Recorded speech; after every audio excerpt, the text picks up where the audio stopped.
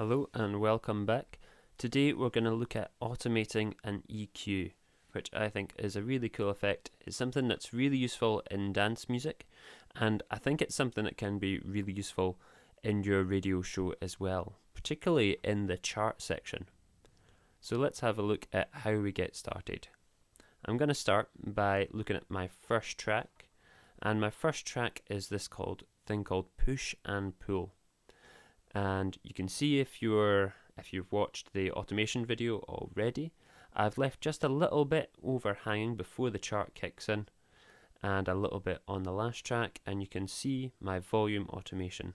So a little intro for the presenter, then it dies down, acts as kind of a bed track, and then comes back in, and then we have a crossfade. Now we can enhance this further by adding some EQ and automating it. Let's have a look at those EQ settings just to get us started. So I've got my track here, and I've opened up the plugin section, and I'm going to turn on this EQ here if it's not on already. And I'll just click on the EQ, and it'll bring up my EQ window. I can see it's quite clearly on the push and pull. Now I'm going to turn on our low pass filter, and it's called a low pass filter because it lets the lows pass through and filters out those highs. And I'll just leave it around here just now, although we're going to be moving that a little bit later. So the frequency currently is 214 Hertz. I'm going to turn off all the other filters up here, so whenever you want to get rid of these, you just click on them to turn them off, because I don't want them coming into play at all. Let's close this window. Okay. Now, I want to open up my automation settings again, and you can see here it's already set to volume. Don't want to automate volume. Volume is fine. I want to automate this channel EQ. And although we called it earlier a low pass filter, in GarageBand it's called a high cut. And it's actually this high cut frequency. The frequency is the parameter we want to adjust and automate.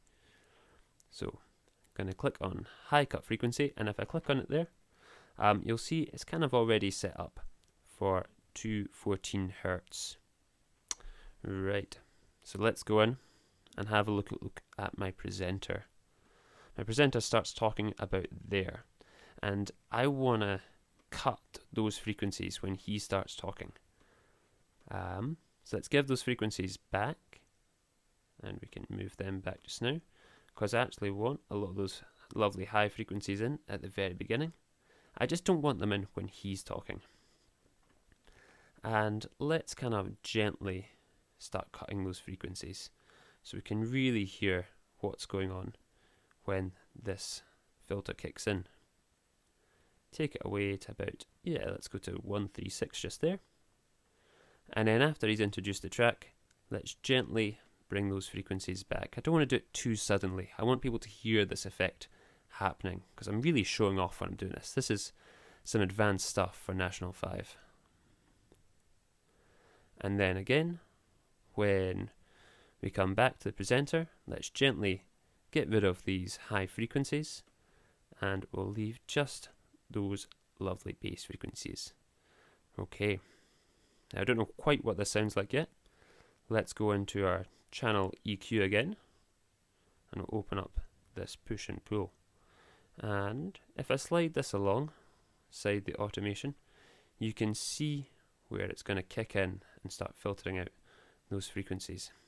Right, let's have a listen. And now, here's this week's Top 5. At 5, it's this.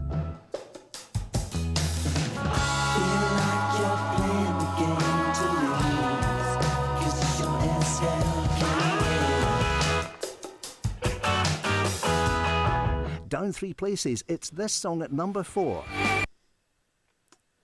So as you can hear, it's quite subtle.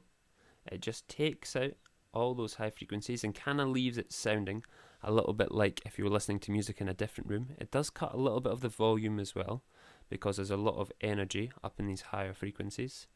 I think it's a really nice effect to use, and I've shown it here on just one of the tracks, but you could potentially use it alongside your volume automation on all your tracks.